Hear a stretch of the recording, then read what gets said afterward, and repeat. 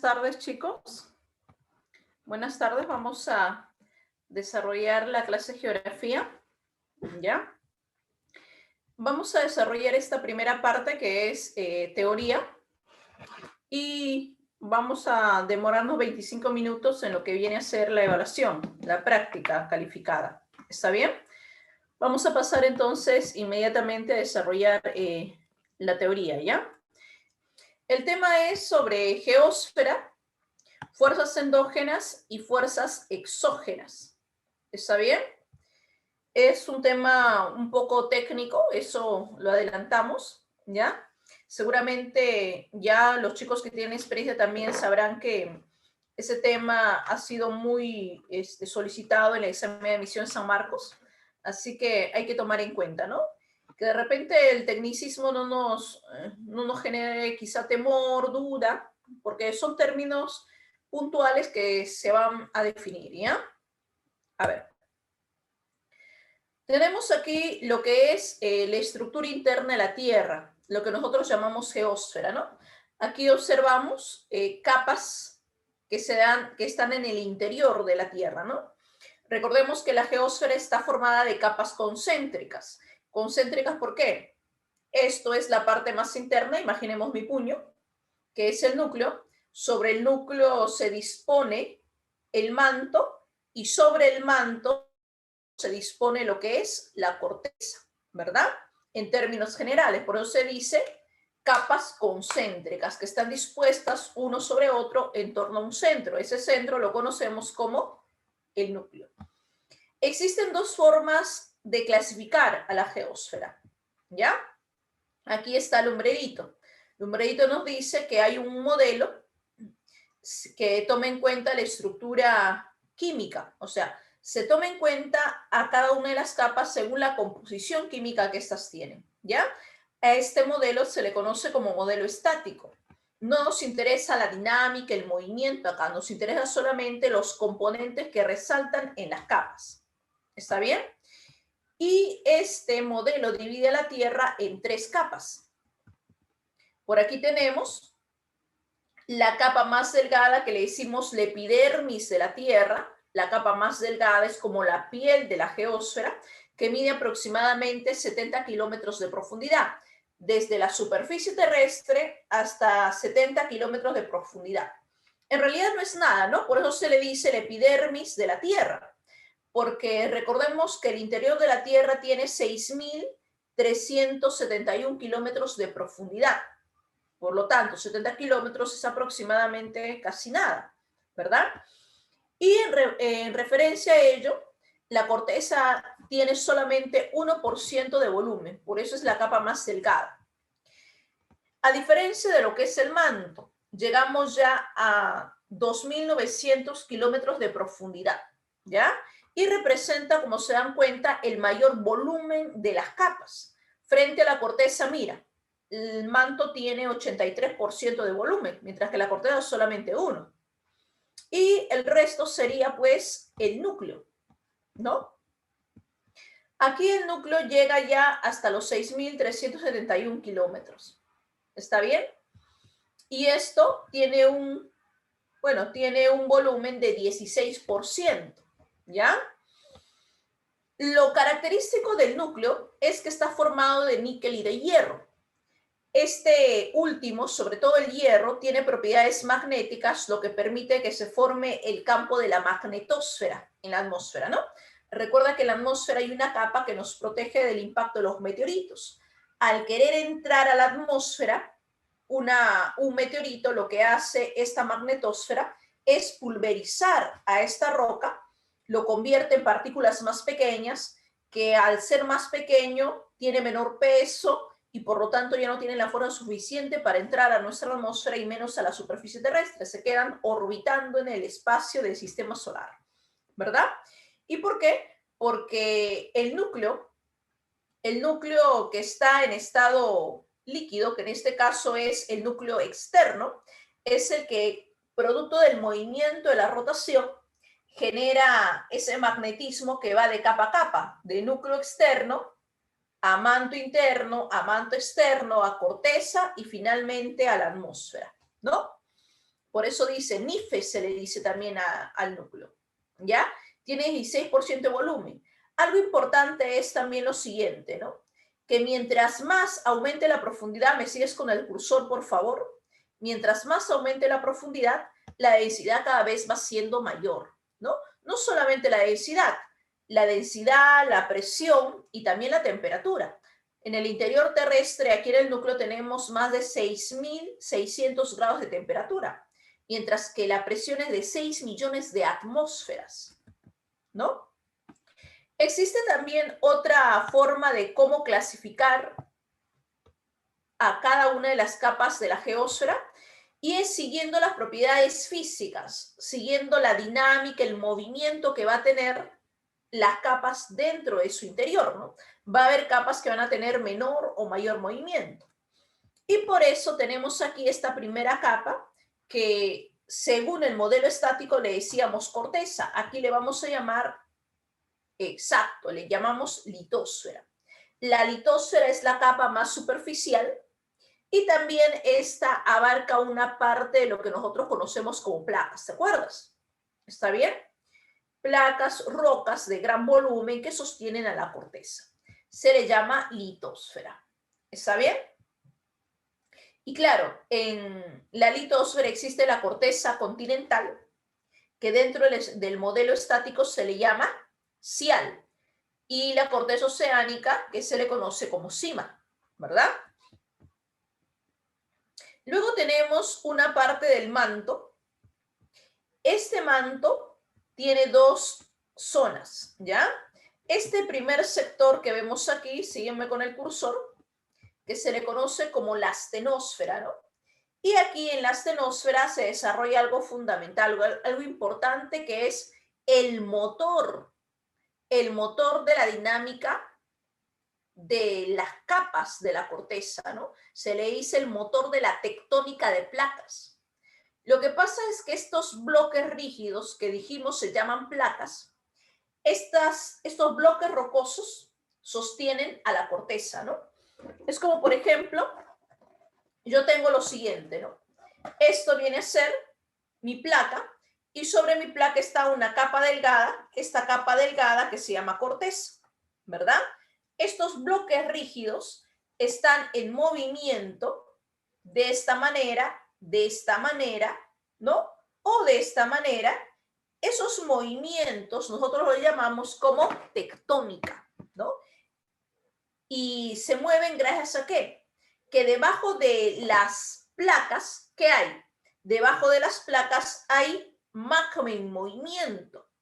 Ese magma en movimiento que está ascendiendo, descendiendo, ascendiendo y descendiendo se llaman corrientes de convección, corrientes convectivas. ¿Está bien? Sí. Por eso es que a las corrientes convectivas se le dice el motor de la tectónica de placas. Es el que da movilidad o movimiento a las placas y por ende pues a la corteza, ¿no? Luego tenemos bajo la atmósfera, la astenosfera, perdón, la mesósfera. La mesósfera que es el lugar que da origen a los volcanes, ¿ya? Y tenemos lo que sería el núcleo. En el modelo estático aquí se le llama endosfera o barísfera. ¿Está bien?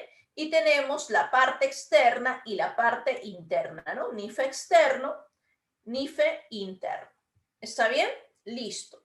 Hasta ahí dejamos los dos modelos. Recuerda que la estructura interna de la Tierra entonces se clasifica según sea el modelo. Modelo estático, modelo dinámico. Modelo estático, corteza, manto y núcleo. Modelo dinámico, tenemos a la litósfera, astenosfera, mesósfera y endosfera o barísfera, ¿ya? Aquí está un proceso que es más conocido como un fenómeno natural, que es muy recurrente en la corteza y sobre todo en el Perú, debido a la ubicación que tenemos, ¿verdad? A esto se le conoce como sismos. ¿Un sismo qué es? Un sismo es la vibración, el movimiento, la vibración que sufre la corteza, ¿verdad? Esa vibración puede ser un tanto débil, tenue, por eso se le llama temblores, o cuando su magnitud es violenta, muy fuerte, se le llama terremotos, ¿no? Recuerda que a los sismos también se le llama seísmos, sismos, seísmos, según su magnitud, temblores o terremotos. ¿Está bien? ¿Qué son? Como claramente lo dice acá, como observas ahí en el material, se le dice movimientos vibratorios. Aquí lo estamos resaltando, vibratorios. La corteza en realidad todo el tiempo sufre de sismos, ¿no? Solamente que debido a su magnitud, nosotros, el ser humano, no los llega a percibir. Nosotros llegamos a percibir sismos cuya magnitud sea superior a 4 grados, aproximadamente, 4 en escala de Richter. Cuando es menor, cuando es de 2, de 3, no lo podemos percibir, ¿verdad? Listo. Me dice, debido a que se produce el sismo, los sismos, debido a la posición en la que están las placas.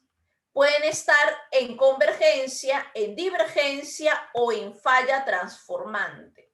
En cualquiera de estas posiciones, claro, en cualquiera de las posiciones se producen sismos. Se pueden producir por convergencia.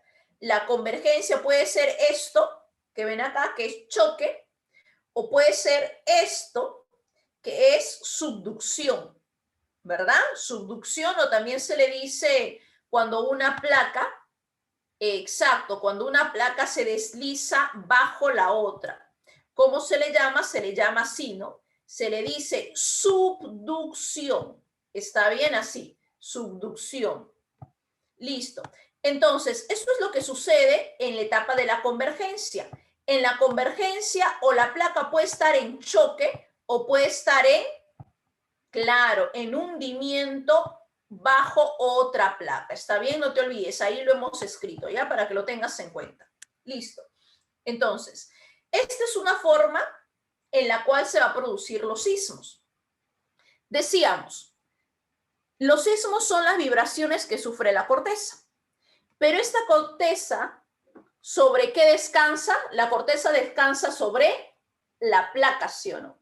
Y la placa está flotando ¿sobre qué está flotando? Está flotando sobre magma, ¿verdad?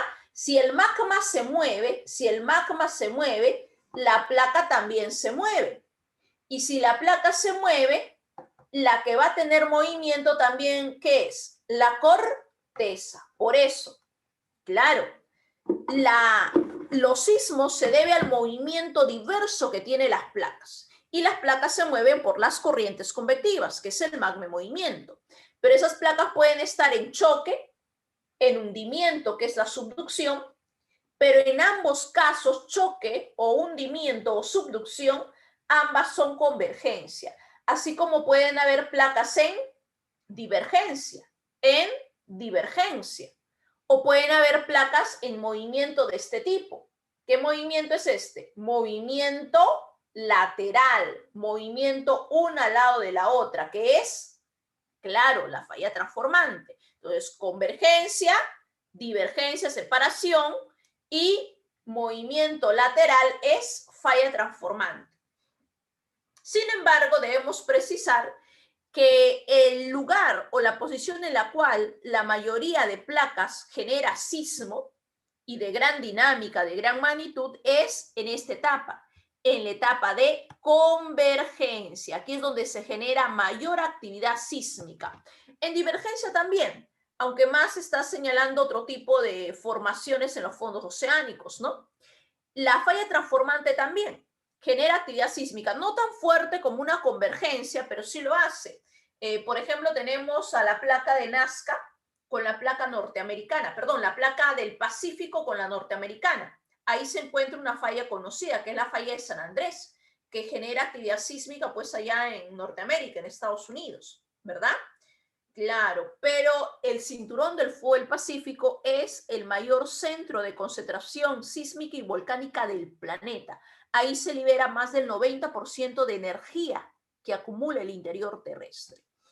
Hablando justamente de lo que viene a ser el sismo, Ahí tenemos que reconocer, acuérdate, dos componentes de los sismos. ¿Cuáles son esos componentes? El que ves aquí, que es el epicentro, y el hipocentro. El hipocentro, recordarás, que es el lugar donde se encuentra el origen de los sismos. Por eso al hipocentro se le conoce también como foco volcánico. Le llamas foco volcánico. Ahí es el origen del sismo, el lugar exacto donde choca o roza la placa. A partir de ahí, como puedes ver, aquí el gráfico nos ayuda, se empiezan a generar, claro, la expansión de todo ese choque, esa vibración a través de ondas sísmicas. Pero si nos damos cuenta acá, lo podemos observar aquí, a partir del hipocentro existe algo que se está proyectando verticalmente. Del hipocentro hacia el epicentro se proyecta verticalmente algo. Esa proyección vertical del hipocentro en la superficie terrestre, a eso tú le llamarás epicentro, que es el lugar donde la actividad sísmica tiene mayor, claro, magnitud, se percibe con mayor magnitud, y eso en la superficie terrestre, ¿verdad? Por eso cuando te dicen un sismo, te quieren ubicar un sismo, te dicen, tal sismo se da 8 kilómetros al norte de Lima, a una profundidad de 32 kilómetros. Cuando te dicen profundidad de 32 kilómetros, en tu cabeza debe estar profundidad. Allá es esto, el origen del sismo, el foco volcánico. ¿Cómo se llama? 32 kilómetros profundidad. Se le dice hipocentro. Y cuando me dicen el sismo de mayor magnitud en la superficie terrestre, cuando me dicen tal sismo se ubicó a 15 kilómetros o a 8 kilómetros al norte de Lima, ¿qué sería eso? Eso es epicentro. Eso se da en la superficie terrestre. ¿Está bien? Esos, no te olvides, son dos componentes de los sismos. Hablando de los sismos, estamos hablando de medición, ¿no? Claro, se puede cuantificar, se puede estimar los sismos. Para eso utilizas la escala de Richter o la magnitud del momento. En ambos casos, lo que se mide es la cantidad de energía que ha sido liberado del interior terrestre. Y si medimos esa energía, a eso, claro, lo conocemos como magnitud. Lo que mide es la magnitud, ¿verdad? Pero también hay una escala muy conocida, que es la escala de Mercalli. La escala de Mercalli ya se va a utilizar luego que se ha producido el sismo. Al producirse el sismo va a haber determinados lugares donde va a haber cierto nivel de daños, ¿no? Puede haber una ruptura de una carretera, de repente ha habido fractura de un reservorio, ¿no? O quizás ha habido edificios que han colapsado. Eso es los daños que puede generar un sismo. Y la escala que vamos a utilizar para medir el nivel de daños, o sea, la intensidad, esa escala que se utiliza va a ser Mercalli. ¿Está bien? Como dice ahí, intensidad, o sea, mide el daño. Y Mercalli va a utilizar, a diferencia de Richter y magnitud de momento, utiliza números romanos, ¿no? Números romanos que van del 1 al 12. En cambio, la escala de Richter, que es la que más se suele utilizar, y la magnitud de momento, mide, claro, mide en grados del 1 al 10. ¿Está bien? Listo. Por aquí tenemos algo importante que mencionar, que es respecto a lo que es el proceso de las ondas sísmicas. Decíamos que a partir del hipocentro se genera todas las vibraciones que llegan hasta la superficie terrestre, ¿verdad? Las ondas sísmicas son las ondulaciones, como puedes ver aquí, mediante la propagación de toda la vibración desde el foco volcánico hasta la superficie terrestre. ¿Está bien? Para eso vamos a tener tipos de ondas sísmicas que ha venido en pregunta de examen de admisión, San Marcos, ¿verdad? Claro. Para eso debes tener en cuenta que hay dos tipos de ondas. Las ondas internas, que son medidas a partir del hipocentro, a partir del foco volcánico, a partir de ahí se mide, ¿está bien? A partir de ahí mides las ondas internas y son dos tipos de ondas, como puedes ver acá, las ondas P y las ondas S.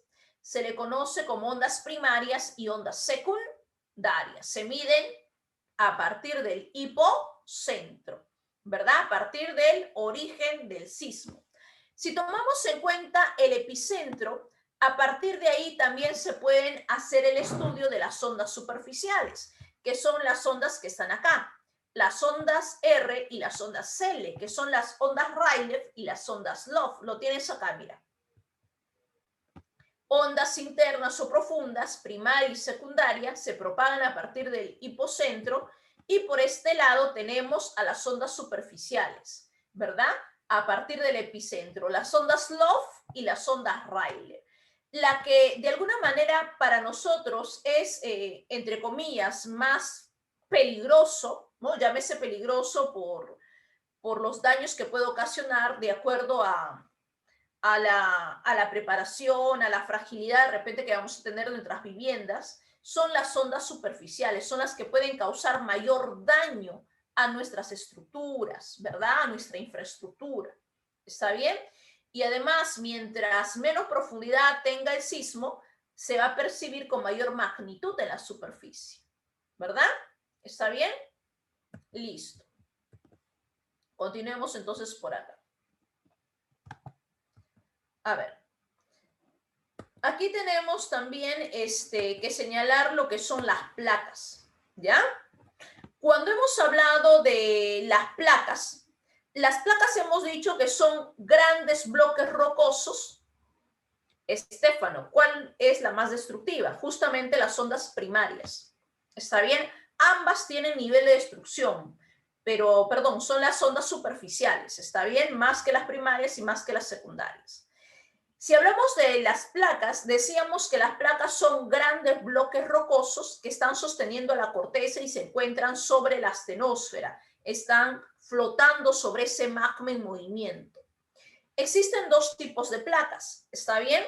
Están las placas continentales, como puedes ver acá, estas placas, las continentales y las oceánicas, ¿ya? Aquí continental y aquí oceánica. ¿En qué se diferencia cada una de las placas? Bueno, primero debemos mencionar su volumen.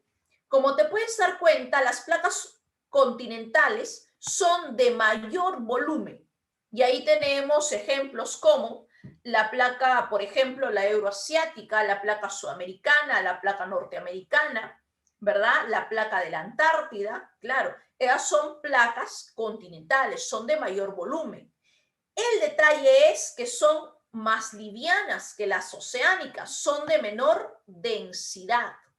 ¿Está bien? Por eso aquí una placa que te menciona es la placa sudamericana. Tú sabes que hay muchas placas, la arábica, la escocesa, además, ¿verdad? Claro. Y por otro lado tenemos a las placas oceánicas. Las placas oceánicas, bueno, la mayor cantidad de estas placas están sosteniendo océanos, ¿verdad? Sobre todo si hablamos del Pacífico. Estas placas son de menor volumen, por eso se le dice más delgadas, pero son mucho más pesadas, son más densas. Por eso normalmente cuando ocurre el proceso de subducción, la placa que se termina hundiendo siempre va a ser la placa de carácter oceánica. ¿Está bien? La que tiene más peso. ¿Estamos? Y ahí tenemos la placa del Pacífico, tienes la placa de Cocos, tienes la placa de Nazca, son placas de carácter oceánico, ¿no? Por otro lado, me faltaba mencionarte que las placas continentales sostienen a continentes y una porción de océano, ¿no? Por ejemplo, la placa sudamericana. La placa sudamericana sostiene a América del Sur y una porción del Océano Atlántico Sur, una porción del Océano Atlántico Sur, así como la placa norteamericana. Sostiene América del Norte y una porción del Océano Atlántico del Norte. ¿Está bien? Miren acá. Estas placas van a tener diferentes posiciones, como ya te había adelantado. O las placas pueden estar así, así, así. En ambos casos es convergencia. Las placas pueden estar así, separadas, divorciadas, divergentes, o las placas pueden estar así, en movimiento lateral, falla transformante. Y aquí lo tienes, mira. Límite convergente, límite divergente y el límite transformante es el que se llama conservativo. También se le dice neutro porque en la mayoría de casos su movimiento no es muy fuerte, o también se le dice neutro, ¿no? Por la poca actividad sísmica, excepto lugares como la falla de San Andrés que te mencioné, ¿no? Ubiquemos límites convergentes. Justo el que genera actividad sísmica y volcánica en nuestro país. Mira las flechas que están indicando acá. Nazca y Sudamericana, ¿cómo están esas placas? En convergencia. Es más que solo convergencia, están en subducción. ¿Está bien? En subducción. Y mira, justo esto que estamos bordeando aquí es la placa sudamericana. Date cuenta de la dimensión que tiene la placa sudamericana. Esto es la placa sudamericana, mira acá. Si te das cuenta, sostiene, como te decía, América del Sur y una parte del Océano Atlántico Sur. Igual pasa con esta placa. Mira, la que estoy bordeando ahora viene a ser la placa norteamericana. Si te das cuenta, esta placa también, como te decía, sostiene América del Norte y una porción del Pacífico, del Atlántico Norte, ¿no? Listo. Si hablamos de límites divergentes, ¿dónde hay límite divergente? Acá justamente, mira. Aquí hay un límite divergente, un límite de separación. Igual acá, en el norte, vamos al Atlántico Norte, también se puede observar. Mira las flechas lo que indican, se están separando. Y justamente esa separación genera la formación de relieves como lo que hay ahí, ¿no? Que es la dorsal mesoatlántica. Una dorsal, recordarás que son cordilleras submarinas, cordilleras que se encuentran bajo el nivel del mar, que se forman por el afloramiento del material en estado de fusión. El magma llega a la superficie en forma de lava y se forman montañas volcánicas, ¿no? Y ese conjunto de montañas en el fondo oceánico le llamas dorsal. Y como está a la mitad, al medio del océano Atlántico, se le llama así, dorsal mesoatlántica. ¿Está bien? Entonces, eso es lo que pasa en divergencia. Ahora, la dorsal no solamente se forma en divergencia, porque por aquí, frente a Ica, en el fondo oceánico, también hay una dorsal, la dorsal de Nazca.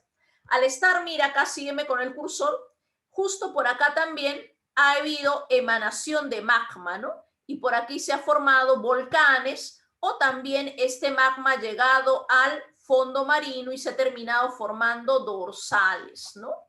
También, o sea, no es el caso de la divergencia el único donde se forman dorsales, ¿no? Por ahí me preguntaban eso. También en subducción se pueden formar dorsales, ¿está bien? Listo. Y el conservativo es el que te decía acá, ¿no? Mira el que está acá. ¿Ves aquí? La placa del Pacífico con la placa de América del Norte, la placa norteamericana, Juan Fuca, como ves acá. Aquí la falla de San Andrés, ¿no? Está en movimiento lateral, ¿verdad?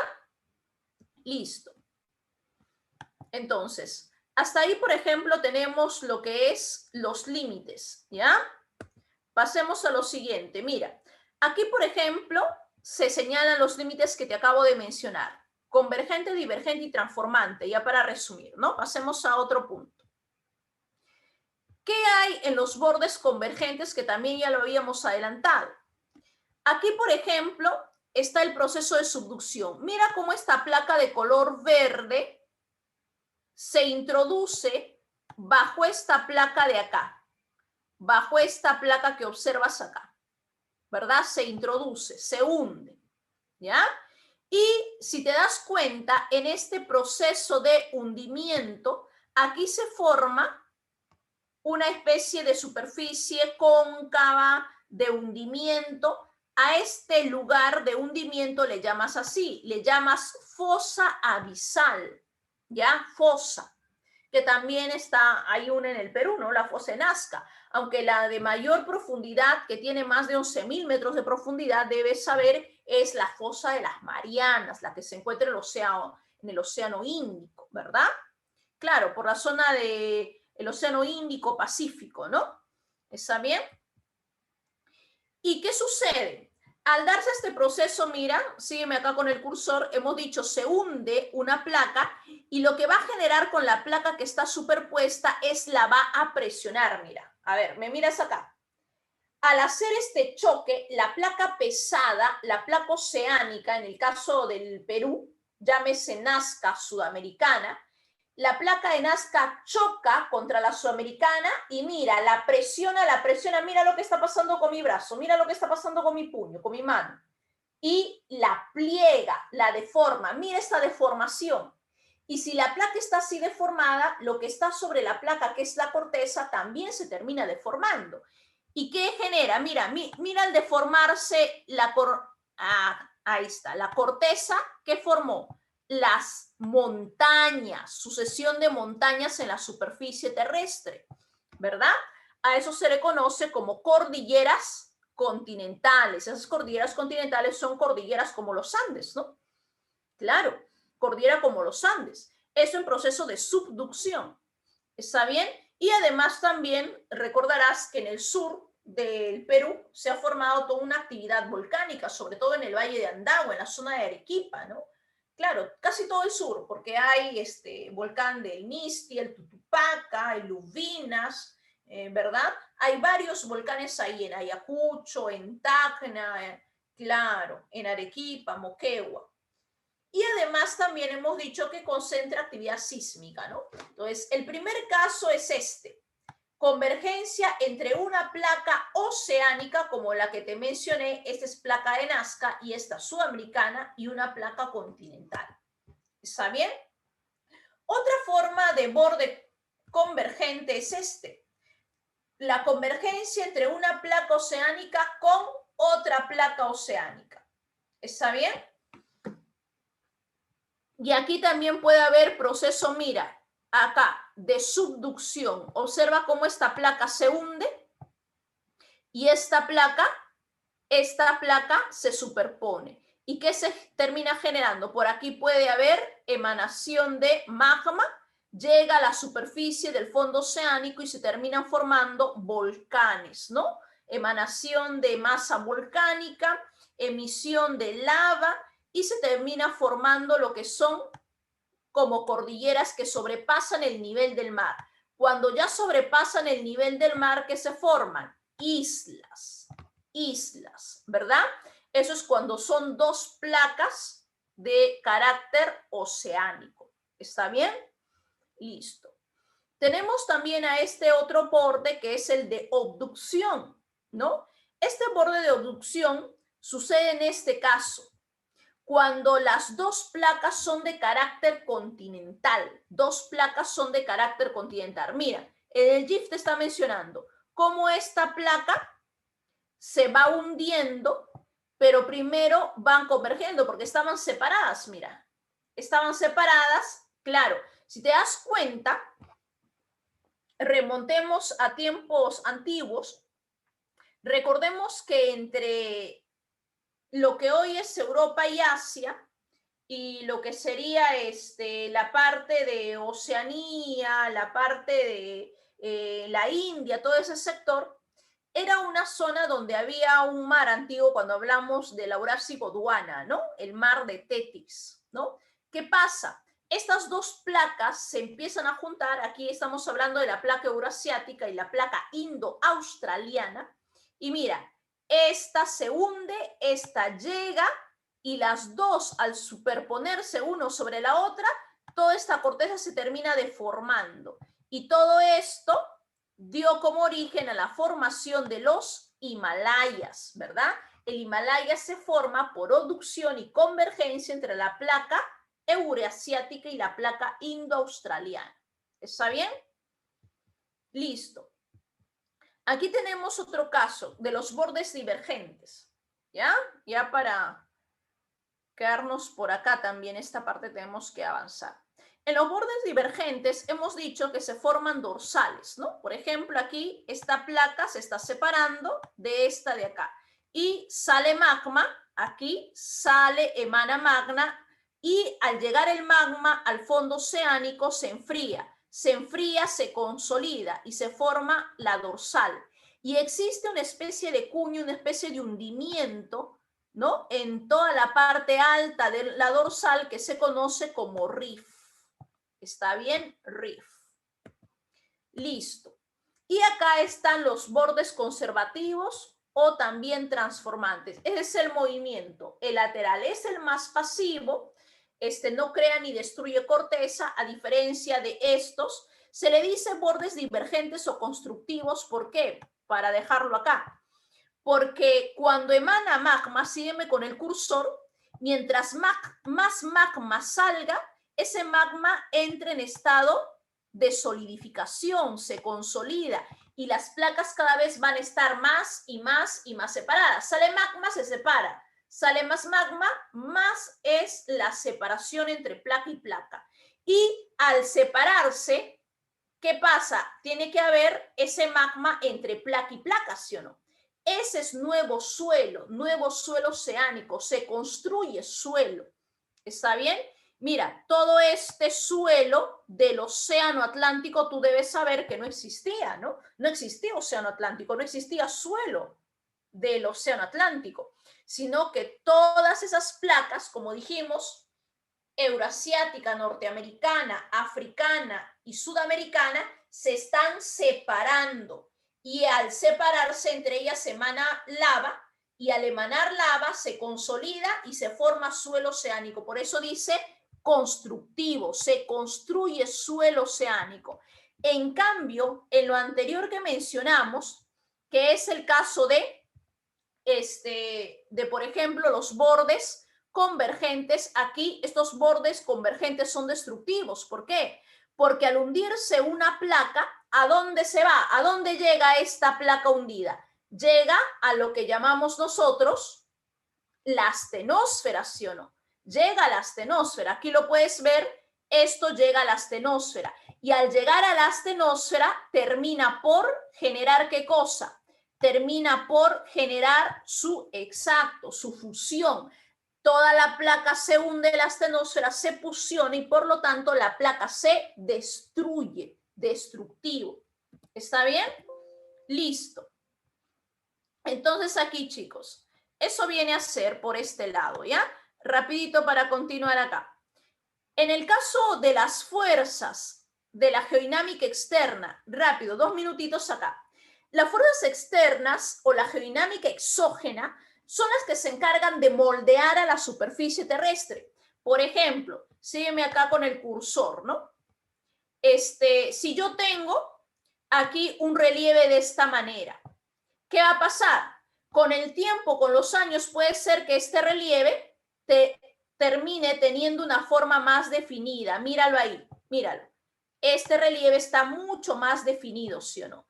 Pero para que ese suelo tenga esa forma, ese moldeado nuevo, tiene que destruirse parte de la corteza. Por eso vamos a tener que destruir todo esto se va a tener que destruir para que quede esta nueva forma que ves acá. Esta forma que ves aquí tiene que quedar, pero todo lo demás tiene que ser destruido, ¿verdad?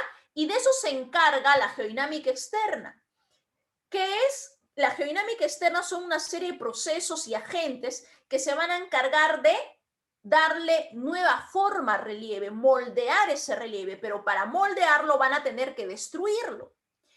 Y lo destruyen a través de 2 procesos. ¿A través de qué procesos? Lo siguiente, mira, procesos como la meteorización y procesos como esta de acá, que es la erosión. ¿Está bien? A ver. ¿Qué procesos? Los procesos destructivos son los que van a estar dentro de la degradación. Recuerda que en las fuerzas externas hay 2 procesos. En la fuerza externa está el proceso de degradación, acá lo vamos a poner solamente de degradación, y aquí está otro proceso que es la agradación. ¿Está bien? Dentro de la degradación va a estar 2 procesos.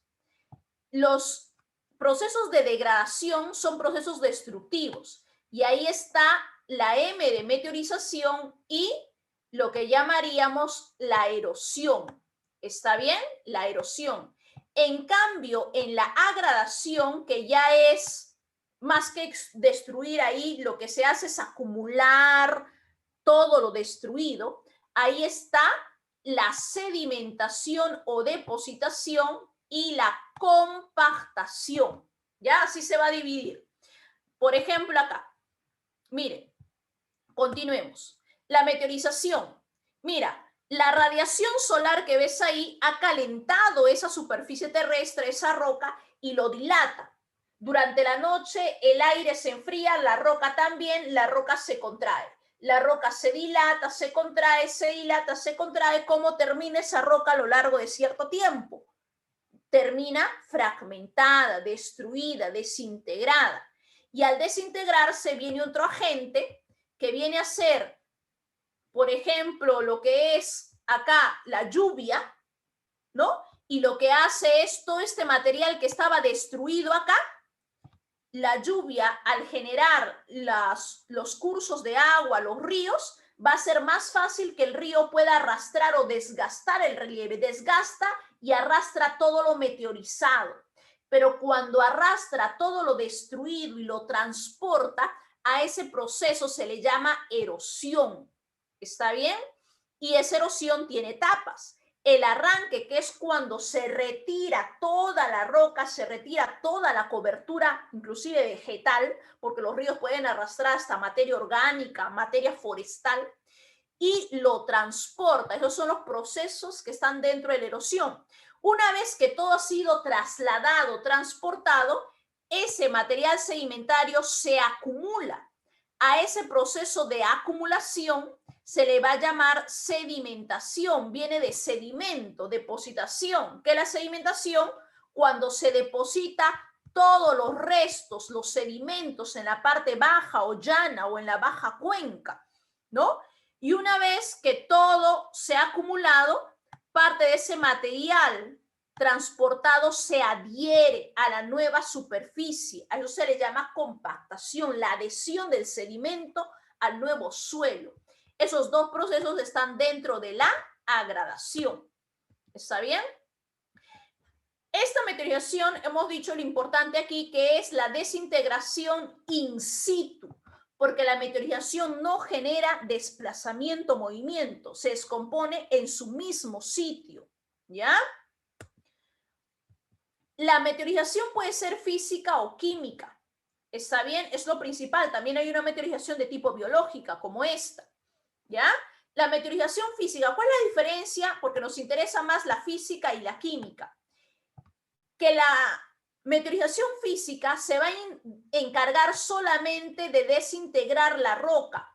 Pero mira, esta roca principal y este fragmento de roca que le llamas clasto, tienen la misma composición, su composición no ha cambiado, solamente se ha desintegrado, se ha destruido la roca en fragmentos menores, en fragmentos pequeños.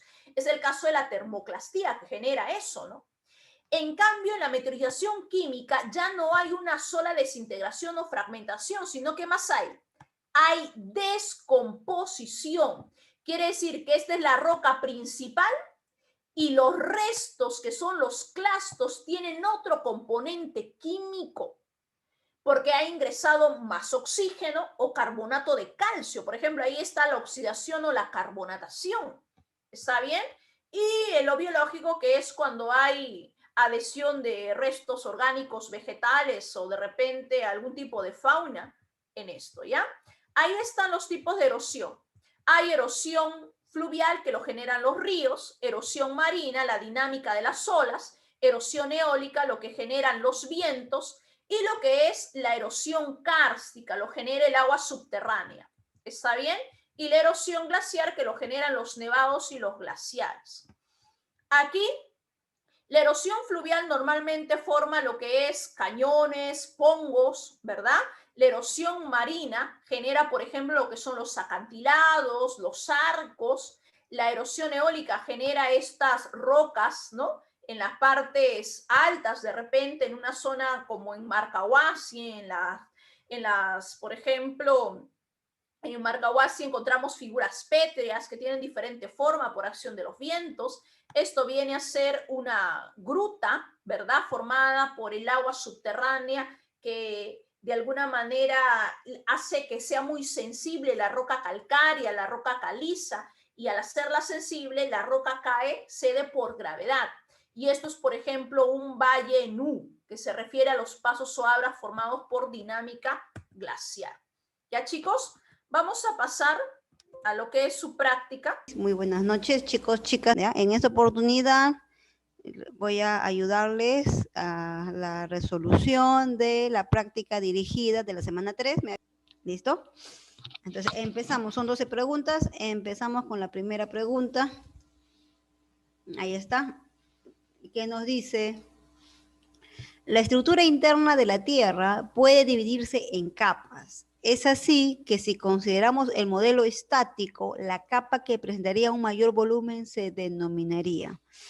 Ya, el modelo estático es también llamado el modelo geoquímico, ¿no?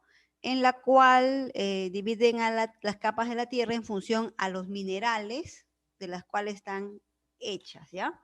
Ya sea en el modelo estático, la capa de mayor volumen siempre es el manto, ¿no? El manto ocupa como el 83, 84% de todo el volumen de la Tierra. Entonces sería manto la C. Muy bien, Vladimir Velázquez ahí dando sus claves acertadas, la 1, la C. ¿Listo? Ahí está. Seguramente tú también cuando haces tu examen marcaste eso.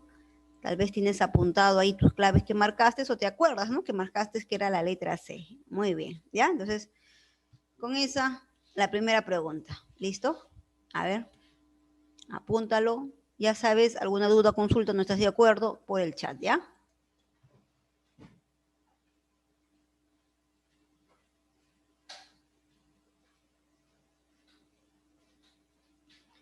¿Listo? Parece que no hay ninguna consulta. Vamos con la pregunta 2. Avanzamos con la pregunta 2. Dice, según el siguiente párrafo sobre la estructura interna de la Tierra, dice, ¿no?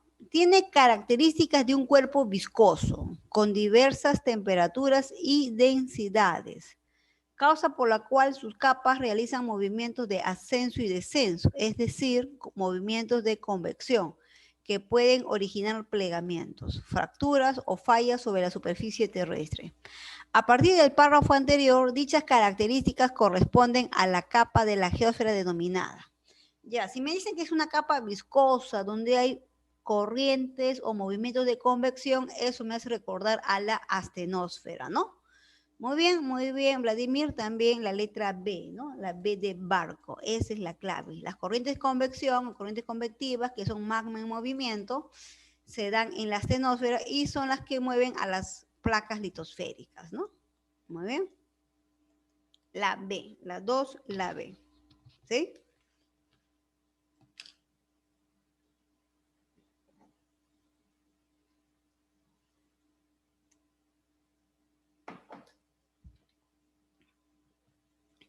Perfecto. Vamos con la 3.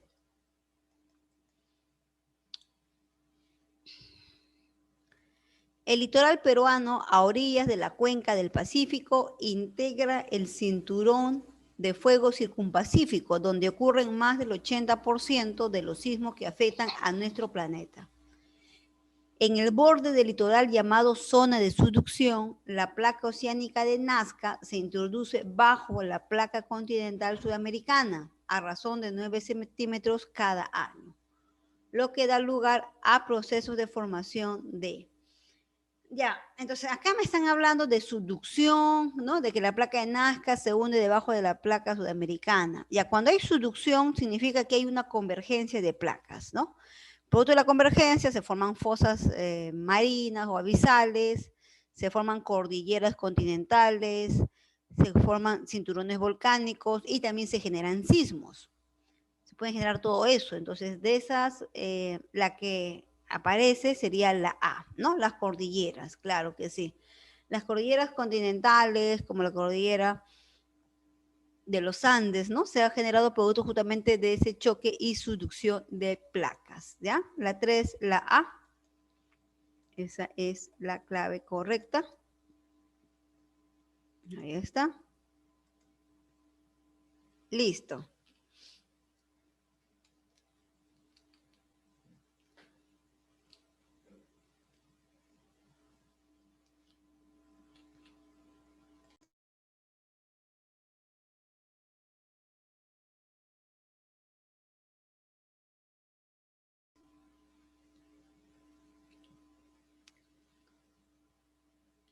Bien. Parece que nuevamente, ok, todos de acuerdo con la clave A. Listo, entonces continuamos. Pregunta 4.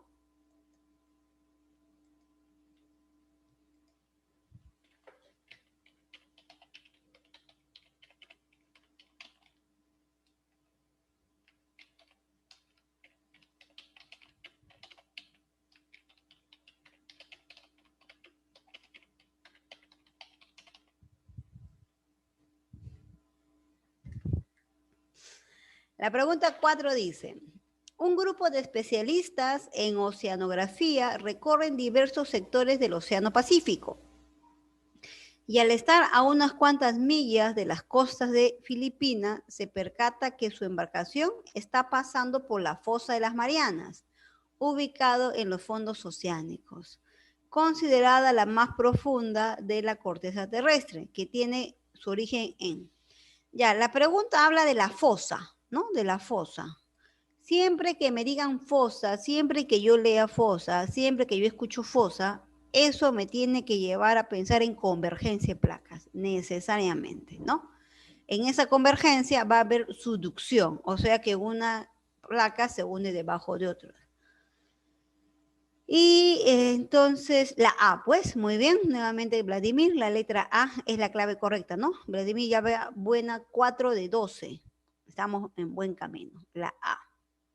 ¿Listo? Cuando hablan de fosa, hablan de convergencia y necesariamente tuvo que haber habido subducción de placas. Ahí está. La 4, la A.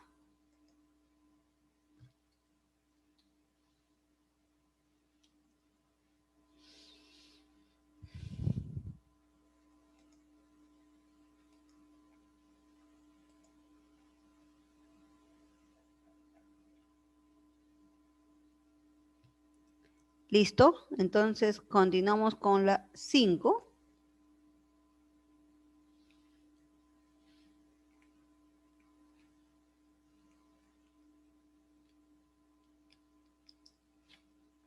La dinámica terrestre, dice, se expresa en el movimiento de las placas tectónicas. En este sentido, existen diferentes tipos de límites. Cuando dos placas se desplazan una al lado de la otra se denomina. Claro, recuerda que debido al impulso de las corrientes convectivas, hay 3 casos, ¿no? Cuando las placas chocan, lo que llaman borde convergente, cuando las placas se separan, lo que le llaman borde divergente o constructivo, y cuando las placas se rozan, ¿no?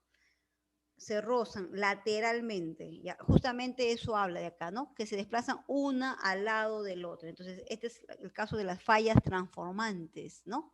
También llamado límites transformantes, límites neutros o límites conservativos. Y la que quedaría sería la C, pues, muy bien, acá sería la C. Ahí está, ¿no? ¿Listo? La C. La 5, la C.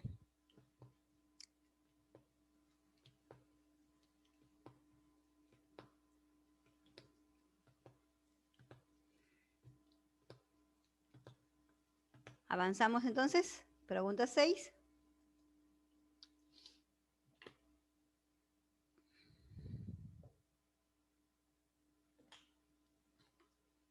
Dice, a partir del siguiente gráfico se podría inferir que ya, este es un gráfico en el cual se ve una zona de falla, ¿no? Quiere decir que aquí el suelo está roto en 2 bloques, esa es la zona de la falla.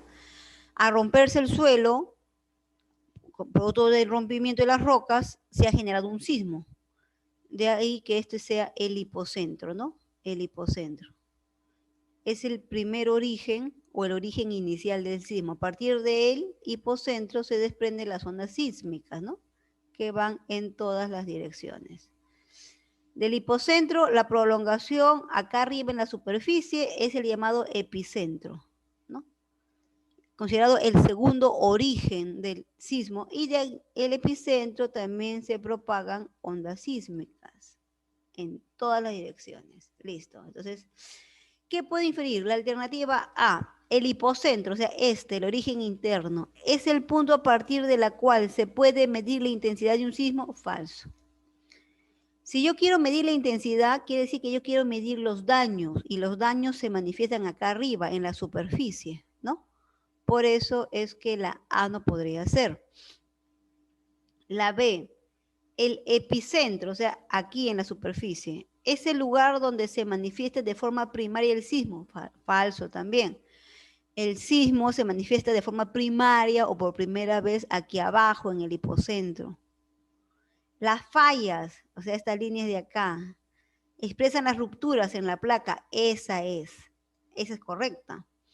La D, el epicentro, ¿se le puede denominar foco sísmico? No, ¿verdad? Porque foco sísmico es sinónimo de hipocentro. Hipocentro, ya.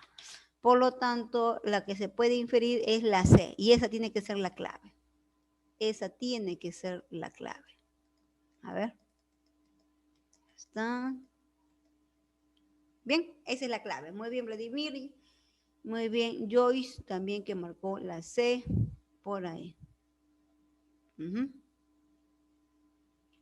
La 6, la C, ¿ya?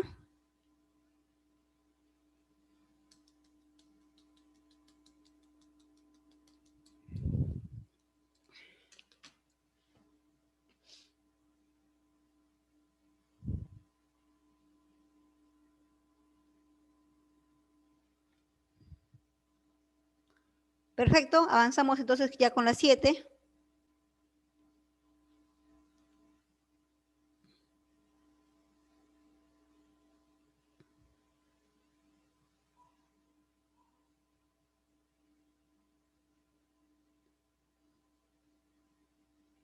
La 7 dice, la geodinámica externa contribuye al modelado del relieve a través de la degradación y la agradación. En relación a esta dinámica de la superficie terrestre, determine si las proposiciones son verdaderas o falsas y elija la secuencia correcta. Ya está. O sea, ¿qué cosa es verdadero o falso, no? La 1 dice, la napa freática produce la disolución de las rocas calizas formando grutas. Ya. Las napas freáticas acá lo están tomando como el agua subterránea, ¿no? El agua subterránea, dice, produce la disolución de las rocas calizas formando grutas. Recuerda que las grutas son estos huecos, estas oquedades en las montañas, ¿no? Entonces, estas aberturas que se generan en el interior de la montaña, ¿no? Se llaman grutas. Las grutas se van a formar tanto por degradación kárstica como por meteorización química. Si hablamos de meteorización química, por ejemplo, aquí va a intervenir la disolución, teniendo en cuenta que esta roca es una roca caliza, ¿no? Las rocas calizas son rocas hechas de calcio principalmente, son rocas solubles, fáciles. Entonces, el agua de la lluvia, o en este caso el agua subterránea, al entrar en contacto con la roca caliza, la hizo disolviendo, ¿no? Por eso que habla de la disolución. Ahora, ¿por qué la disuelve? Porque esta agua subterránea no es agua normal, ¿no? Es agua con ácido carbónico. Pues se dice que acá, aparte de la disolución, también interviene la carbonatación. ¿Ya? Entonces, las grutas, las cuevas, las cavernas, la cueva de las lechuzas, por ejemplo, una razón para su existencia es por meteorización química, que ha afectado, ha debilitado a las rocas calizas, ¿no? A través de la disolución y a través de la carbonatación. Pero aparte también de eso, tenemos, por ejemplo, la degradación kárstica, ¿no? La degradación que hace el agua subterránea sobre las rocas, ¿ya? Por lo tanto, la primera sería verdadera. Ya está. La segunda, ¿no? Dice, las depositaciones eólicas forman dunas y médanos, ya. Recuerde que la depositación eólica se refiere cuando el viento pierde fuerza, ¿no? Ya no puede seguir llevando el granito de arena, la piedrecita, y esta cae y se deposita. Producto de ese depósito constante se van a formar las dunas, que son depósitos de arena, y los médanos, ¿no? Entonces la segunda alternativa también es válida, también es verdadera. Ya está. Aquí se ve las dunas, ¿ve? Que se han formado por depositación eólica y los médanos, ¿no? 3. La acción fluvial, o sea, la acción de los ríos, originan deltas y pongos, claro que sí. Los ríos en la parte alta, en el curso alto y medio, debido al gran velocidad con que baja y al volumen de sus aguas, va a empezar a arrancar material debajo de él, profundizándose, generando lo que se conoce como los valles en V, ¿no? A los valles en V, si están en la sierra, comúnmente le llamamos cañón, y si están en la selva alta, le decimos pongo. Entonces, ¿se pueden formar pongos por acción de los ríos? Sí. Los deltas también se generan por los ríos, en este caso por sedimentación, ¿no? Cuando el río, todos los granitos de arena, las roquitas, los deposita, ¿no? En su desembocadura, en su final, y esto hace que el río se ramifique, ¿no? En varios canales, y así puede entregar sus aguas al mar, por ejemplo. Entonces, los deltas también se generan por acción fluvial, en este caso por sedimentación, por lo tanto la 3 también es correcta. La 4, la metrización química solo origina la ruptura de la roca. Falso. La metrización química no genera, por lo general, rupturas. Si hablamos de rupturas, si hablamos de desintegración de la roca, fragmentación de la roca, esa es metrización física, también llamado mecánica. Recuerda que en la metrización química hay descomposición de la roca. Por lo tanto, esta sería falso. No hay ruptura, hay descomposición o alteración de los compuestos mineralógicos de la roca. De ahí que la clave sería la letra C, ¿no? Muy bien, Diego, muy bien, Vladimir, la C. Muy bien. Joyce también marcó la C. Ahí está, ¿ya? Muy bien, la 7 y la C. Esa como que era ya un poquito más complicada porque abarcaba más procesos, ¿no?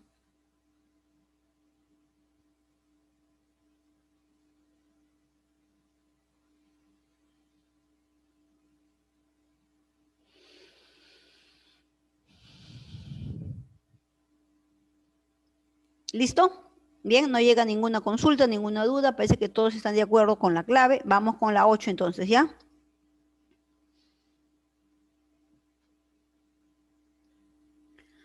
Durante la visita de turistas al desierto de Ica, estos observaron montículos inestables de arena, denominados dunas, cuyo proceso de formación se debe a la acción de la... Bueno, esto lo vimos parecido en la pregunta anterior, ¿no? Recuerda que las dunas se generan por sedimentación eólica, depositación eólica, agradación eólica, ¿no? Todos esos se manejan como sinónimos. Por lo tanto, la B. Muy bien, Vladimir, Joyce, Diego, la letra B.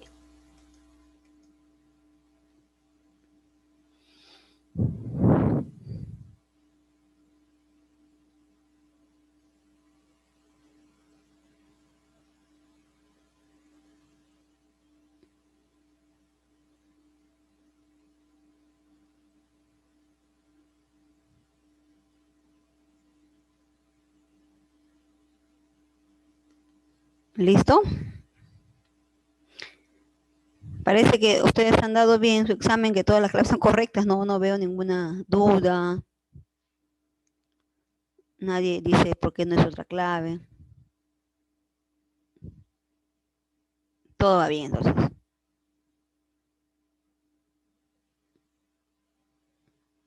Continuamos con la siguiente pregunta. A ver, la 9, ahí está.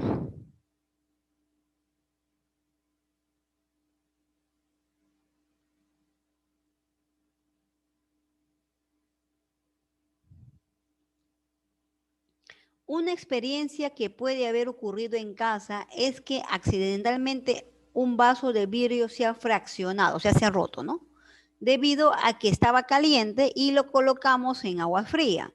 Este proceso también ocurre en la naturaleza, cuando las rocas se ven expuestas a cambios térmicos por estar a la intemperie, ¿no?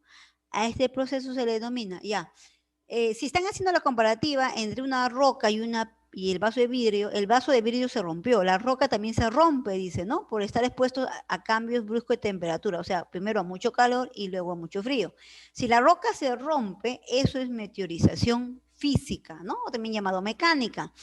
Por lo tanto, la D, pues, la D, claro. Ese hecho de que las rocas se rompan por mucho calor o mucho frío es muy común en las zonas eh, de desierto, ¿no? Por los cambios bruscos de temperatura. A eso se le llama termoclastía o exfoliación, ¿no? Que es una de las maneras como se rompen las rocas. La 9, la D. La D de dado, muy bien Joana, Sofía también marcó la D, Diego estaba cerca, José Carlos marcó la D, muy bien. 9D.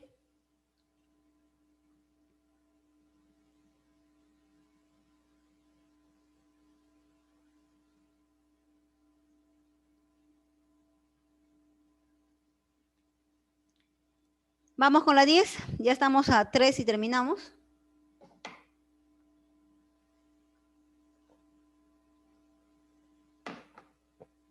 Dice, la principal diferencia entre la meteorización y la erosión consiste en que el primer caso diferencia el segundo, ya.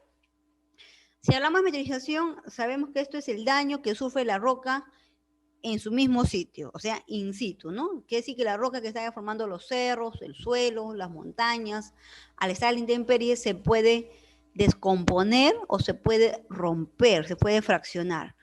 Si se rompe, los bloques rotos caerán y se quedarán ahí en su mismo sitio. Eso es meteorización. En cambio, en el caso de la erosión, ¿no? Se arranca, se saca del lugar ese pedacito de roquita, ese pedacito de fragmento de roca y se transporta, ¿no? O sea, en la meteorización todo queda en su mismo lugar, no hay traslado, en cambio en la erosión sí hay traslado, ¿no?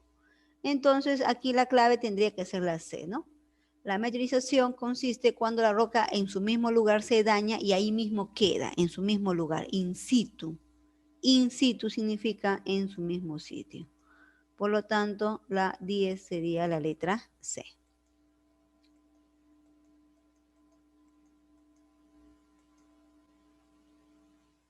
¿Listo?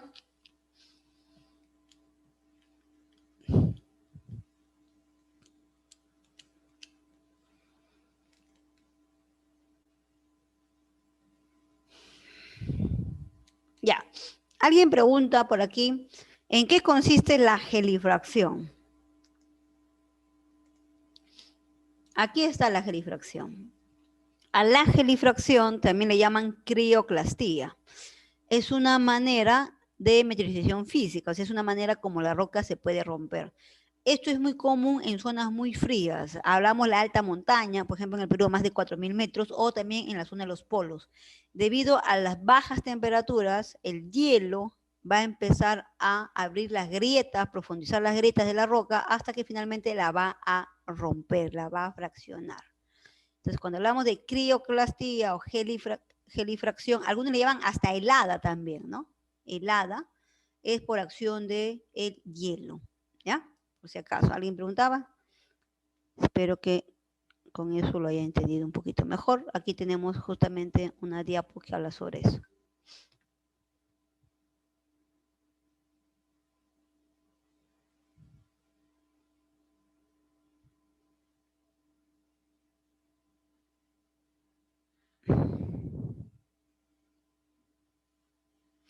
Bien, continuamos entonces. Habíamos hecho la 10, nos toca entonces la 11, ¿no? Ya la 10 será la C. Vamos con la 11.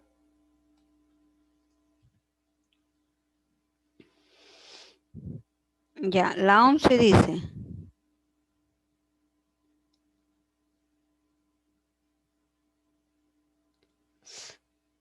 Las siguientes imágenes corresponden a un proceso exógeno, conocido como puntos suspensivos. Los relieves observables son, ya.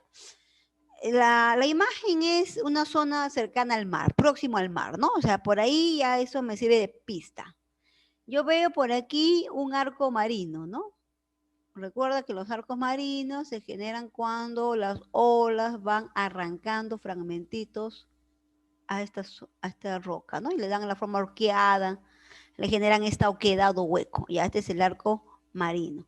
Pero acá también veo paredes verticales, ¿no? Estas paredes verticales son los famosos acantilados. Los acantilados también se generan cuando las olas van arrancando fragmentos, ¿no? Y le dan esa forma perfilada, tipo pared muy vertical.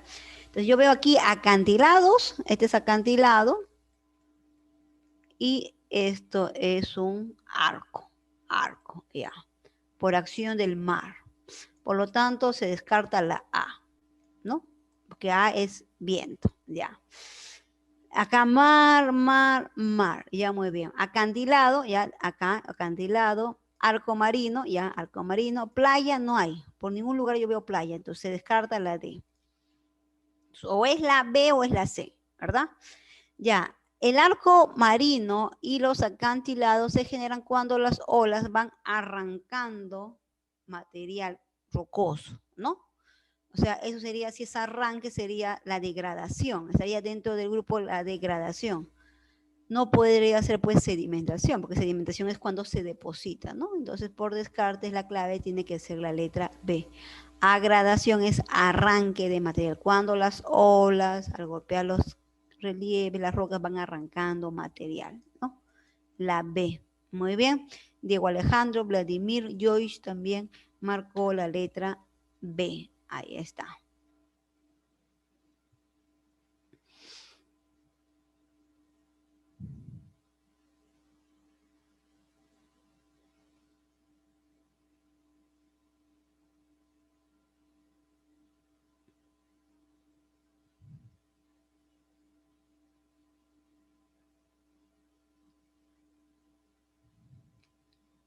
Vamos con la 12, ahora sí.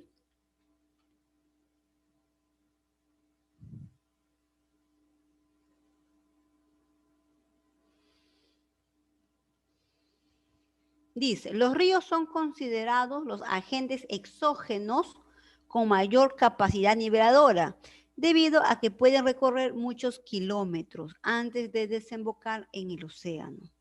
Así, por ejemplo, en el curso alto, los ríos pueden formar puntos suspensivos, mientras que en su curso bajo se pueden formar puntos suspensivos, ¿no? Entonces me está diciendo qué relieve de estos de aquí, de la primera parte, yo puedo encontrar en el curso alto. Bueno, recuerda que en el curso alto, o sea, es la parte superior del río, cuando el río baja con mucha velocidad, ¿no?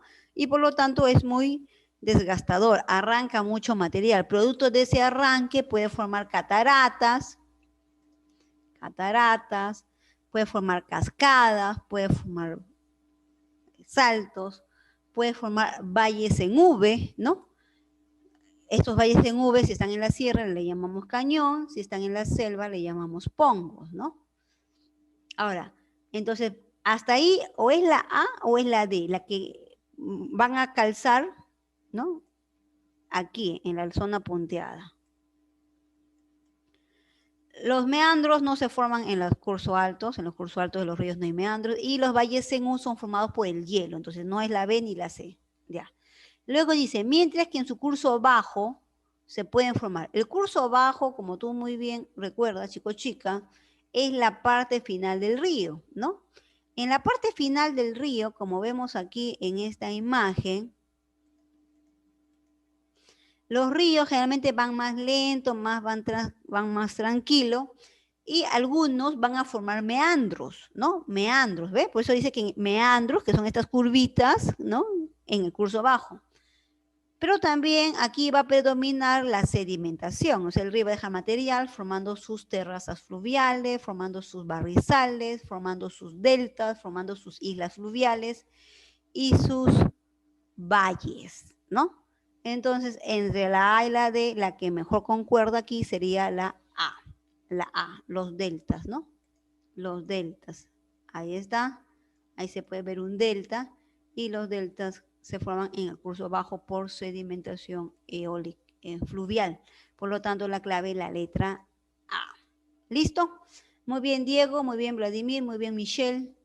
La A era. ¿Listo? Espero que hayan hecho 12 de 12. Aquellos que se equivocaron en una, en dos, no hay problema. Estamos aprendiendo, estamos reforzando, estamos recordando, ¿no?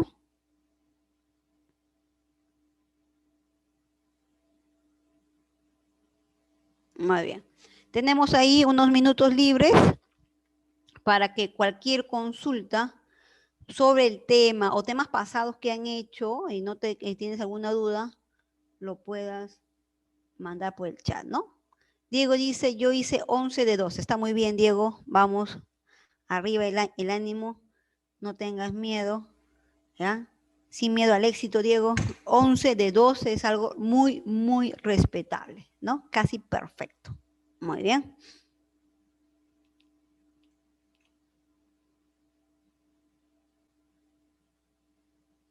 Entonces, el chat está ahí. Cañón y pongo son lo mismo. Si hablamos de su proceso de formación, sí, ¿no? El cañón y el pongo se generan por desgaste fluvial, ¿no? Lo puedo encontrar tanto en el curso alto como en el curso medio, ¿ya? Por desgaste fluvial. Es lo mismo, es cañón, pongo, valle en V, la misma cosa, ¿no? Solo que el término general realmente debería ser valle en V. Al valle en V en la sierra le llamamos cañón, al valle en V en la selva alta le llamamos pongo, ¿no? Entonces sí, sí son lo mismo. En cuanto al origen, sí. En cuanto a las características, hablamos de caudal, de vegetación, ahí puede haber diferencia, ¿no? Pero si hablamos de cómo se han formado o por lo general dónde se ubican, sí es lo mismo.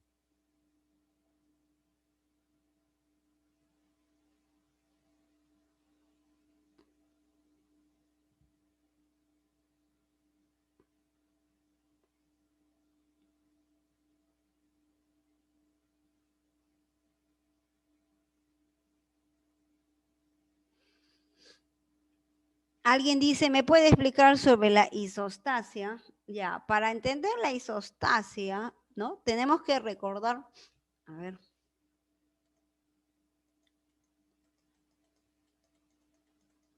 Tenemos que recordar esta cuestión en la corteza, ¿no? Recuerda que la corteza es una capa, ¿no? Que está formado por rocas graníticas, eso lo conoce como la corteza continental ocial, ¿no? Donde están los continentes, por eso que acá hay una montaña, ¿verdad? ¿Ya? Y también está formada por la corteza granítica, ¿no?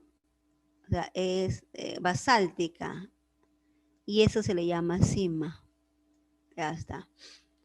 Según lo que se plantea, ambas cortezas, la corteza continental ocial y la corteza oceánica sima, están como en una balanza de dos platillas, están en equilibrio. Lo normal es que estén así, en equilibrio, ¿no? Eso es la isostasia, ¿ya? Cuando por alguna razón, digamos, esta montaña, por acción del desgaste del viento, va perdiendo masa, va perdiendo, por ejemplo, se va, por el calentamiento global, ¿no? Los nevados se están deshielando, quiere decir que el nevado se derrite, se convierte en agua y eso va a ir pues a los océanos. Entonces el cial pierde peso. Al perder peso el cial se rompe la isostasia. La isostasia es el equilibrio que hay entre el cial y el cima. Cuando se altera la isostasia es cuando uno de los dos ha perdido o ha ganado masa. En este caso, producto del calentamiento global, los nevados se han derretido y entonces el cial pierde masa. Al perder masa, ¿qué va a hacer? Va a tender a elevarse, ¿no? Va a tender a subir. Y ese ascenso lo vamos a ver, pues, ¿no? En la parte central, digamos. Pero si el cial se eleva, el cima, para volver a la isostasia, el equilibrio, va a tender a jalar. en dirección opuesta, ¿no? Hacia abajo. Por eso que al alterarse la isostasia, al alterarse el equilibrio entre el cielo y el cima, se generan los movimientos epirogénicos, bueno, los movimientos de ascenso y los movimientos de descensos, ¿no? Los movimientos de ascenso pueden generar los tablazos, los movimientos de descenso pueden generar las depresiones, por ejemplo, ¿no? Pueden generar el hundimiento de terrenos. A eso se refiere la isostasia.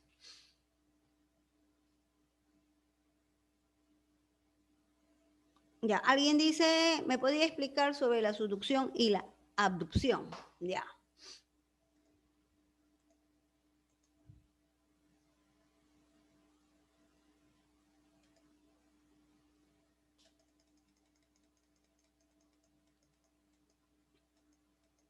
Ya. ¿Qué es la subducción? La subducción se conoce al proceso cuando una placa se hunde debajo de otra. Eso es subducción, ¿ya? Acá hay subducción, acá también hay subducción. Subducción se genera cuando una placa se hunde debajo de otra. Para que haya subducción, necesariamente tiene que haber convergencia de placas. Necesariamente, ¿ya? Por eso que acá está convergiendo una placa oceánica contra una placa continental. Las placas oceánicas siempre son las que se hunden, por eso que las flechitas van hacia abajo, ¿ves?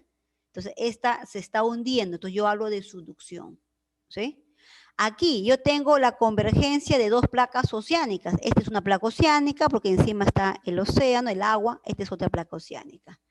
Fíjate que debido a la convergencia de estas dos placas oceánicas, esta se está hundiendo también. Entonces aquí hablamos también de subducción.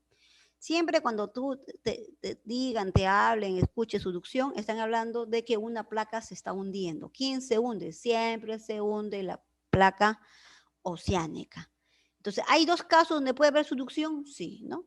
Hay el caso en el cual se da la subducción por convergencia de placa oceánica contra placa oceánica, y hay subducción cuando converge placa continental contra placa oceánica. Nosotros generalmente manejamos esta, ¿no? Conocemos más esta subducción porque es la que le pasa al Perú, ¿no? Cuando nuestra placa sudamericana, que es esta, choca con la placa que está al frente, que es la placa de Nazca, y la placa de Nazca se hunde, ¿ya? Entonces, subducción siempre está relacionada con convergencia de placas, siempre. La abducción, que dicen por ahí, sería este caso. Aquí hay adopción. Adopción.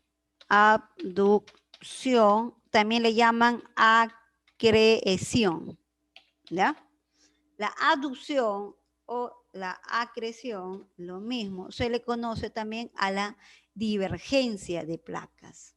¿Ya? Cuando las placas divergen, cuando las placas se separan, se genera una grieta o abertura llamado rift. Por ese rift sale magma que al contacto con el agua del océano se enfría, se solidifica y forma rocas. Ahí está la adopción. Ahí está la acreción, porque acá se está acumulando uno encima de otro, rocas que a la larga formarán las dorsales. ¿Ya? Entonces son términos muy diferentes. Siempre cuando me digan subducción, yo lo relaciono con convergencia de placas. Cuando me digan abducción, yo lo voy a relacionar con divergencia de placas. ¿Ya? Listo. Esa es para una consulta que había por ahí.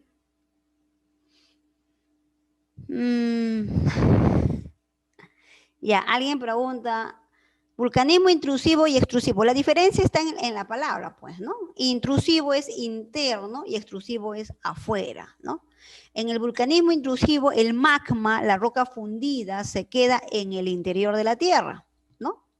Por lo tanto, ni cuenta te das. A veces, por donde tú vives, puede haber vulcanismo intrusivo y ni cuenta te das. Porque producto del vulcanismo intrusivo se forman los facolitos, los lacolitos, ¿no?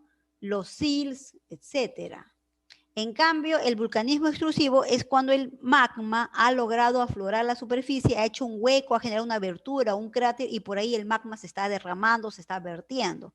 Y el vulcanismo extrusivo ya ese es más fácil, pues, ¿no? Cuando vemos la erupción de un volcán, ¿no? Si has visto esta película Pompeya, en la cual el volcán hace erupción y se tira abajo la isla, ya es el vulcanismo extrusivo, ¿no? Entonces, vulcanismo intrusivo o plutónico también le llaman, ¿verdad? Cuando el magma quede en el interior de la Tierra.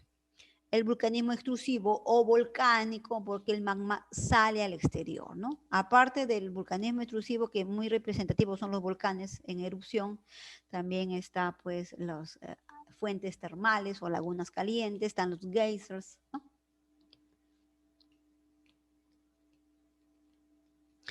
¿Erosión es lo mismo que abrasión? No, no es lo mismo. Erosión es una palabra amplia que abarca la degradación, o sea, el arranque y el transporte, ¿no? Erosión es arranque más transporte. Abrasión está dentro del arranque, ¿ya?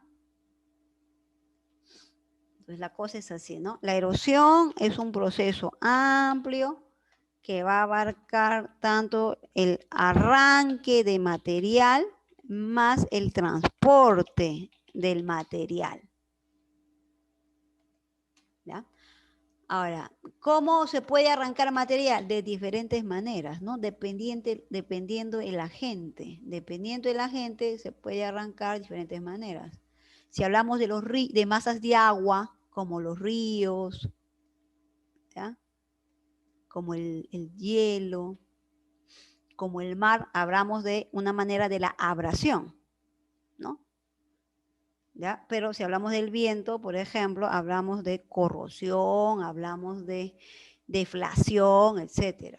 No es lo mismo. Entonces, abrasión sería casi como sinónimo de arranque, ¿no? Y si abrasión es casi lo mismo que arranque, está dentro de algo más grande que es la llamada erosión. No es lo mismo, no es lo mismo.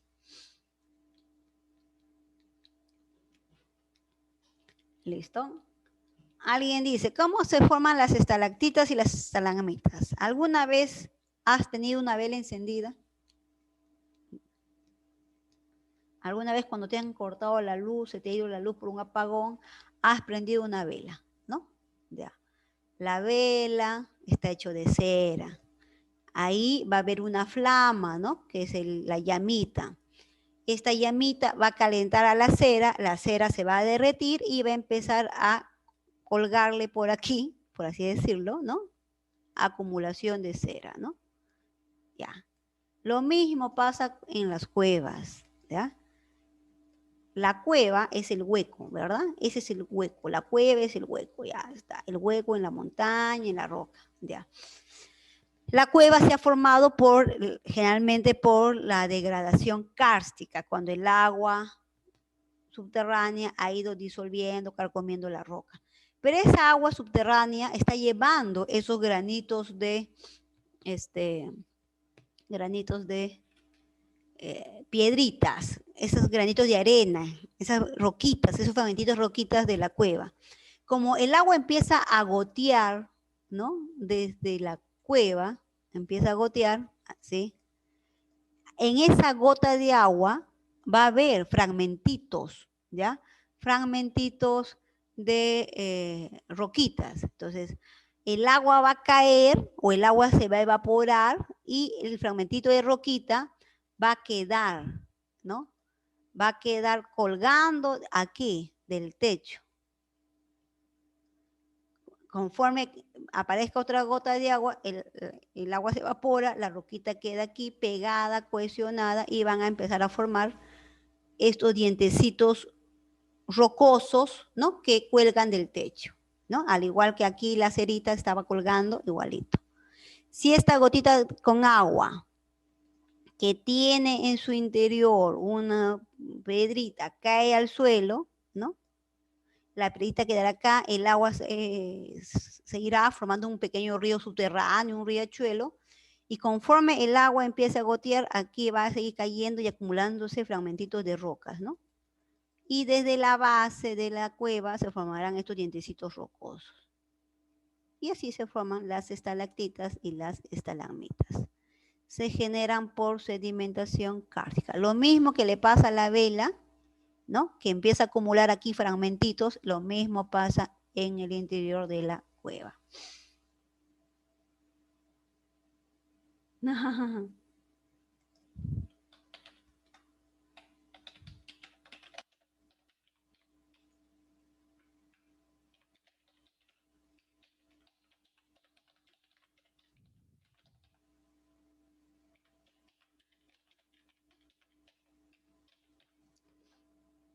Listo. ¿Ya? Bien, espero que por ahí algunas duditas estén un poquito más claras.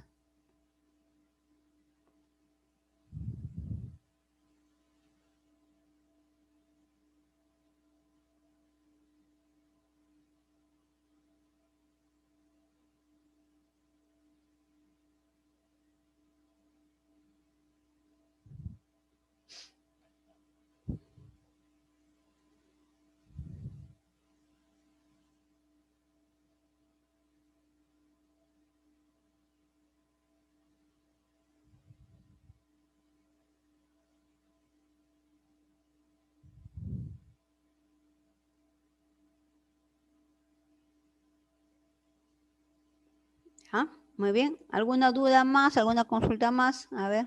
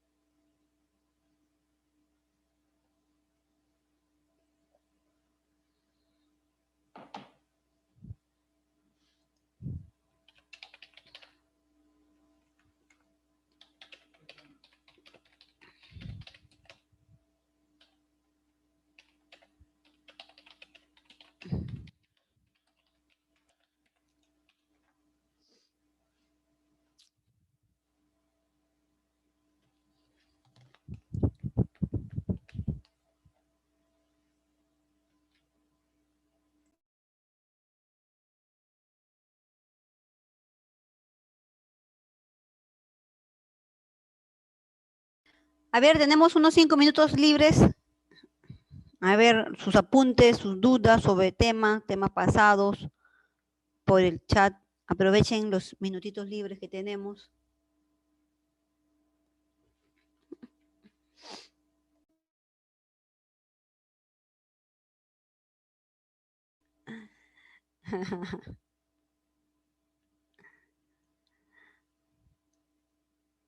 Ah, ya.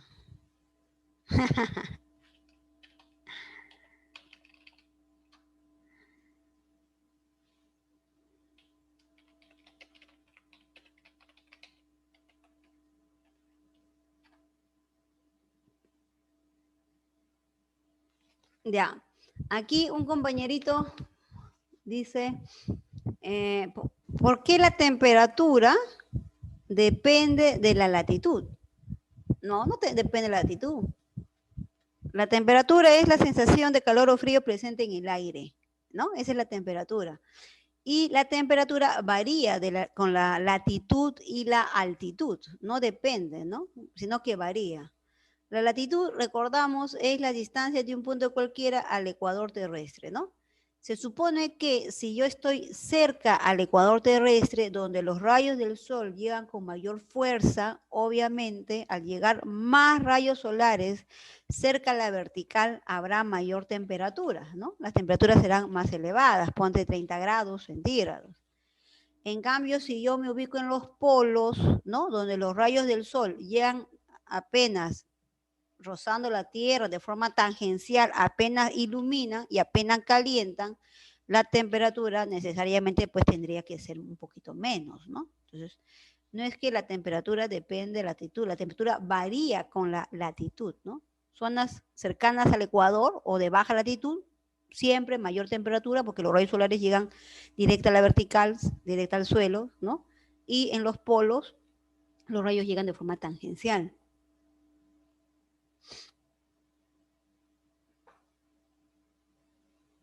¿Cómo es el movimiento de Rayleigh y Love? No, no hay movimiento de Rayleigh y Love, hay ondas Rayleigh y Love, ¿no? Me imagino que a eso se refiere, las ondas sísmicas. Claro, las ondas de Love y las ondas Rayleigh son ondas que nacen del epicentro, ¿no? El epicentro, ¿no? Ya sabemos, es la prolongación del hipocentro aquí en la superficie. Y de aquí nacen ondas que viajan por la superficie, pues llaman ondas superficiales. Ahí tenemos las ondas Love y las ondas Rayleigh, ¿no? En el caso de las ondas Love, ya, en el caso de las ondas Rayleigh, las R, las Rayleigh, ¿no? Se dice que estas ondas, al desplazarse por la superficie, van a generar un movimiento de las partículas, ¿no? De forma elíptica, retrógrada y en el plano vertical, ¿no? Así es como mueven las partículas, las ondas Rayleigh, ¿no? O sea, quiere decir que si este es el suelo, ¿no? Antes de un sismo, cuando se da el sismo, las ondas, la onda Rayleigh al viajar, ¿no? Va a hacer que el suelo se contornee de esta manera, porque la onda Rayleigh va a generar movimientos de ascenso y descenso, ahí tiene la forma elíptica, retrógrada, porque va de adelante para atrás, y se mueve en el plano vertical, de ahí que el suelo se eleva, ¿ve? Hacia arriba, hacia abajo. Por eso cuando tú sientes que tu casa se sacude hacia arriba, hacia abajo, esa es la onda Rayleigh que está viajando en la superficie en la cual, en el suelo, pues donde está tu casa, ¿ya? En cambio, la onda Love, ¿no? La onda Love también es una onda de superficial. La onda Love es una onda de cizalla, dicen, ¿no? Cizalla polarizada. Bueno, esos son términos técnicos, pues, ¿no? Ajá. Quiere decir que si este es el suelo, ¿no? No, está mal, ese suelo está de color. Ya. Ya está. Si este es el suelo, ¿no? Y acá en este suelo, por ejemplo, hay una casita. Ahí está, una casita. Ya está.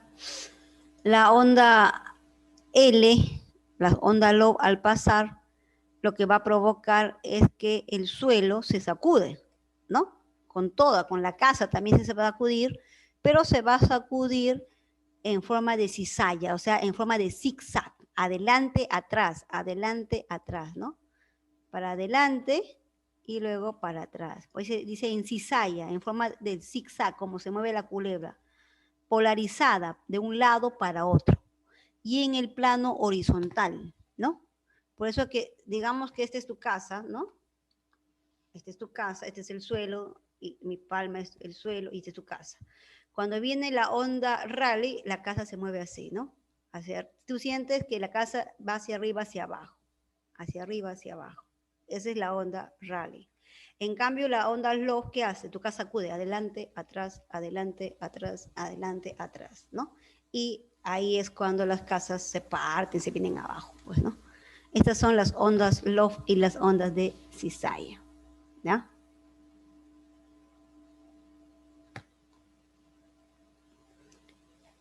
Listo, y se nos fue el tiempo, ¿no?